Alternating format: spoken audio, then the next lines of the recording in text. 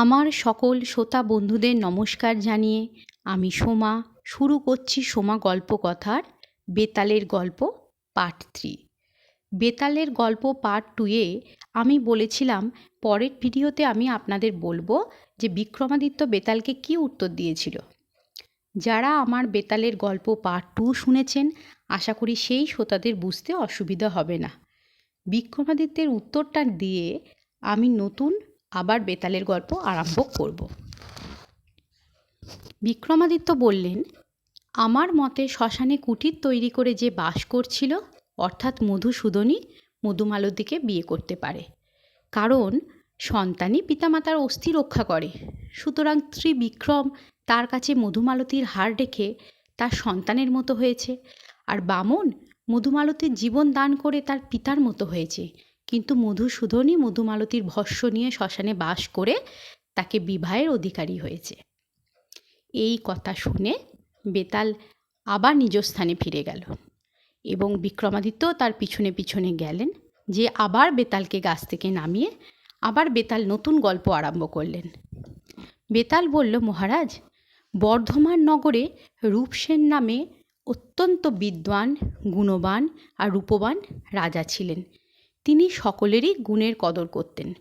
একদিন বীরবল নামে এক রাজপুত চাকরি পাবার আশায় রাজবাড়ির ফটকে এসে উপস্থিত হলো। দ্বাররক্ষী তার অভিপ্রায় জেনে রাজাকে গিয়ে সংবাদ দিতে রাজা তাকে রাজসভায় আনতে বললেন। বীরবল রাজসভায় এলে রাজা তার স্বাস্থ্য আর চেহারা দেখে বুঝতে পারলেন যে এ বেশ কাজের লোক। তিনি জিজ্ঞাসা করলেন, কত টাকা পেলে তুমি চাকরি করতে পারো? বীরবল বলল, মহারাজ, প্রতিদিন 1000 সুবর্ণ মুদ্রা পেলে আমি চাকরি করতে পারি। রাজা জানাতে চাইলেন, তোমার পরিবারের লোক সংখ্যা কত? তুমি এত টাকা বেতন চাইলে কেন? বীরবল উত্তর দিল, মহারাজ, আমার পরিবারে আমি, আমার স্ত্রী, একটি ছেলে ও একটি মেয়ে, মোট 4 জন। এছাড়া আমার আর কেউ নেই।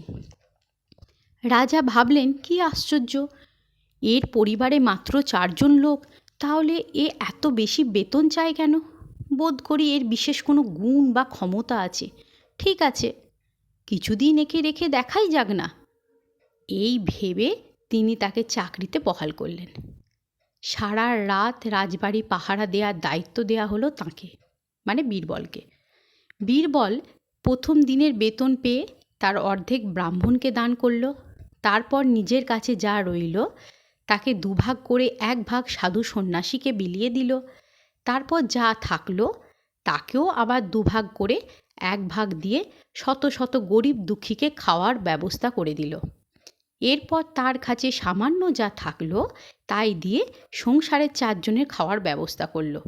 এইভাবেই বীরবল প্রতিদিন দিনের বেলা দান করে, গরিব দুঃখীকে খাওয়ায়, আর সন্ধে হলেই অস্ত্রশস্ত্র নিয়ে রাজবাড়ি পাহারা দেওয়ার কাজ শুরু করে দেয়। এছাড়া রাজা তার সাহস আর শক্তির পরীক্ষা করার জন্য যখন যা হুকুম করেন, যখন যাই শক্ত কাজ হোক না কেন, তখনই সে পালন করে। একদিন গভীর রাতে রাজা বীরবলকে ডেকে বললেন, দক্ষিণ দিকে স্ত্রীলোকের কান্না শুনতে পাচ্ছি, শীঘ্র যাও আর ওই স্ত্রীলোকের কান্নার কারণ জেনে এসে আমাকে জানাও। রাজার হুকুম। তখনই বেরিয়ে পড়ল বীরবল। তারপর কান্নার শব্দ শুনিয়ে এগিয়ে যেতে থাকলো। বীরবল কি করে তা দেখার জন্য রাজাও তার পিছনে পিছনে চললেন। কান্নার শব্দ অনুসরণ করতে করতে বীরবল মহাশ্মশানে এসে উপস্থিত হলো। সেখানে সে দেখতে পেল একটি স্ত্রীলোক কপাল চাপড়াতে চাপড়াতে চিৎকার করে কাঁদছে। বীরবল স্ত্রীলোকটির কাছে গিয়ে জিজ্ঞাসা করল, কে তুমি? আর এখন এই গভীর রাতে একা বসে কাঁদছো কেন? স্ত্রীলোকটি বীরবলের কথার কোনো উত্তর দিল না, আরও জোরে জোরে কাঁদতে লাগলো। বীরবল এবার অত্যন্ত বিনয়ের সঙ্গে বারবার তার কান্নার কারণ জিজ্ঞাসা করতে সে বলল, আমি রাজলক্ষ্মী, রাজা রূপসেনের প্রাসাদে নানা রকম অনাচার অত্যাচার চলছে, তাই শীঘ্রই তার রাজ্যে অলক্ষ্মী প্রবেশ করবে, সুতরাং আমাকে এ রাজ্য ছেড়ে চলে যেতে হবে। আর আমি চলে গেলে কিছু দিনের মধ্যেই রাজার মৃত্যু হবে। এই কারণেই আমি কাঁদছি। রাজার এই বিপদের কথা শুনে বীরবল কাতরভাবে বলল, আপনি যা বললেন তাতে কোনো সন্দেহ করতে পারি না। এখন দয়া করে রাজার এই বিপদ দূর করবার যদি কোনো উপায় থাকে তা আমাকে বলুন। আমি রাজার মঙ্গলের জন্য প্রাণ দিয়েও সে কাজ করতে রাজি আছি। তখন রাজলক্ষ্মী বললেন, এখান থেকে পূর্ব দিকে 1 ক্রোশ দূরে একটি মন্দিরে এক দেবী আছেন। যদি কেউ দেবীর সামনে নিজের হাতে আপন পুত্রকে বলি দেয় তবে তিনি প্রসন্ন হয়ে রাজার ওই অমঙ্গল দূর করতে পারেন। রাজলক্ষ্মীর এই কথা শুনে বীরবল তখনই বাড়িতে ছুটল। রাজাও মহা কৌতূহলী হয়ে তাকে অনুসরণ করলেন।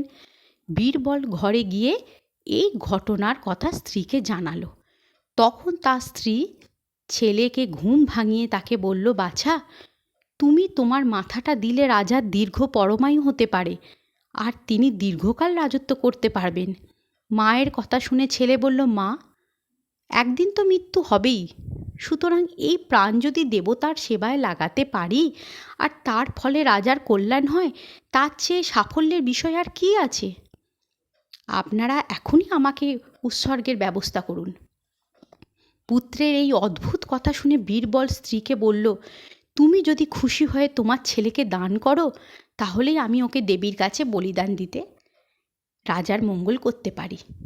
স্ত্রী বললেন, নাথ, শাস্ত্রে আছে যে স্ত্রীলোক স্বামীর কাজে সুষ্ঠুভাবে পালন সাহায্য করে তার জন্ম সার্থক হয় আর স্বর্গে গিয়েও অনন্তকাল স্বর্গসুখ ভোগ করে। সুতরাং দেরি করে কী লাভ? আমি খুশি মনেই সম্মতি জানাচ্ছি। এ কথার পর বীরবল সপরিবারে দেবীর মন্দিরের দিকে যাত্রা করল। রাজা বীরবলের পরিবারের এই আশ্চর্য প্রভুভক্তি দেখে খুবই সন্তুষ্ট হলেন এবং মনে মনে ধন্যবাদ জানিয়ে পরবর্তী কার্যকলাপ দেখার জন্য তাদের অগোচরে তাদের পিছু পিছু চললেন। কিছুক্ষণ পর সকলে দেবীর মন্দিরে উপস্থিত হয়ে বীরবল যথারীতি দেবীর পুজো করলেন। তারপর দেবীকে সাষ্টাঙ্গে প্রণাম করে প্রার্থনা জানালো, হে মা জগদীশ্বরী, তোমাকে সন্তুষ্ট করবার জন্য আমি নিজের হাতে প্রাণাধিক প্রিয় পুত্রকে বলি দিচ্ছি। দয়া করে আমার প্রভুর দীর্ঘায়ু হয় যেন। এই বলে বীরবল খড়গ দিয়ে নিজের ছেলেকে বলি দিল। বীরবলের মেয়ে ভাইয়ের এইভাবে মৃত্যু দেখে স্থির থাকতে পারল না। ওই খড়গ তুলে নিজেই সে নিজের গলায় কোপ বসালো। আর বীরবলের স্ত্রী ছেলে মেয়ের এই অবস্থা দেখে শোকে তক্ষুনি প্রাণ ত্যাগ করলেন। এই ভীষণ কাণ্ড দেখে বীরবল ভাবল, প্রভুর কাজ তো উদ্ধার করে দিলাম, এখন স্ত্রী, পুত্র, কন্যা সকলকে হারিয়ে আমার বেঁচে থেকে আর লাভ কি? এই ভেবে বীরবলও খড়গ দিয়ে নিজের গলায় কোপ বসালো। চোখের সামনেই এই সাংঘাতিক কাণ্ড দেখে রাজা রূপসেনের মনে সংসারের প্রতি বৈরাগ্য দেখা দিল। তিনি ভাবলেন, যে রাজ্যের জন্য প্রভু ভক্ত সেবকের সপরিবারে এরকম সর্বনাশ হয় সে রাজ্যব্যকে ধিক। আমি নিতান্তই নরাধম, নতুবা প্রথমে বীরবলকে পুত্রবধে বাধা দিলাম না কেন? তারপর শেষ পর্যন্ত তাকেই বা আত্মহত্যা করতে কেন দিলাম? আমি সবচেয়ে বড় পাপী, আত্মহত্যা করেই আমি প্রাণের প্রায়শ্চিত্ত করব। এই ভেবে যেই রাজা মাথার উপর খড়গ তুলেছেন অমনি দেবী কাত্যায়নী সশরীরে আবির্ভূত হয়ে রাজার হাত চেপে বললেন, বৎস, তোমার সাহস দেখে আমি জয়পরায়ণ সন্তুষ্ট হয়েছি। এখন কি বর চাও বলো? রাজা বললেন, আপনি যদি আমার প্রতি সন্তুষ্ট হয়ে থাকেন তবে এই 4 জনকে বাঁচিয়ে দিন। দেবী কাত্যায়নী তথাস্তু বলে পাতাল থেকে অমৃত এনে তাদের গায়ে ছিটিয়ে দেওয়া মাত্র তারা বেঁচে উঠল। বীরবলদের বেঁচে উঠতে দেখে রাজা আনন্দে আবার দেবীকে সাষ্টাঙ্গে প্রণাম জানালেন। দেবী খুশি হয়ে রাজাকে বর দিয়ে অদৃশ্য হলেন। পরের দিন রাজা রূপসেন সিংহাসনে বসে সভাসদদের কাছে আগের রাতের ঘটনা বর্ণনা করলেন। তারপর প্রভুভক্ত বীরবলকে অর্ধেক রাজত্ব দান করলেন।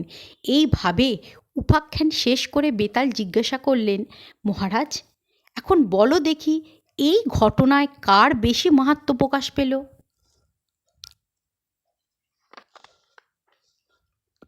বিক্রমাদিত্য বললেন, আমার মতে রাজারই বেশি মাহাত্ম্য প্রকাশ পেয়েছে, কারণ প্রভুর জন্যে প্রাণ দেওয়াই তো সেবকের কাজ।